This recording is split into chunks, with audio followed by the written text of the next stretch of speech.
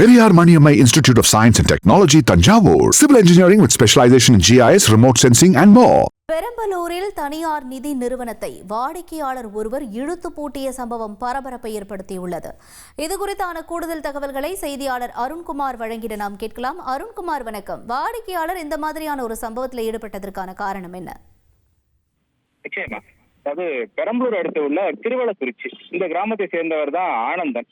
இவர் பெரம்பலூர்ல இயங்குற தனியார் நிதி நிறுவனமான இண்டஸ்இண்ட் வங்கி, இந்த வங்கியில டூ வீலருக்காக 95,000 ரூபாய் லோன் வாங்குறாரு.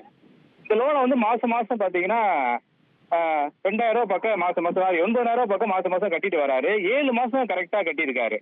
இந்த நிலையில தான் பாத்தீங்கன்னா இந்த பேங்க்ல இருந்து கஸ்டமர் போன் பண்ணிருக்காங்க, இந்த மாதிரி நீங்க ஓவர்டி கட்டணும், 1,000 எக்ஸ்ட்ரா கட்டணும்னு சொல்றாரு.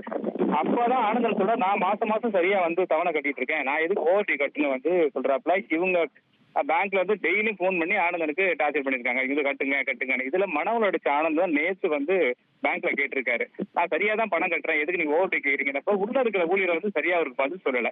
இதனால ஆத்திர அடைந்த ஆனந்தன் அந்த வங்கி இருக்கிற ஊழியர்களை உள்ள வச்சு அந்த சட்டரை இறக்கி பூட்டிடுறாரு. இந்த சம்பவம் பெரிய பரபரப்பை ஏற்படுத்திருக்கு. அதுக்கப்புறமேட்டு தான் ஊழியர்கள் ஆனந்தனை சமாதானம் பேசுறாங்க.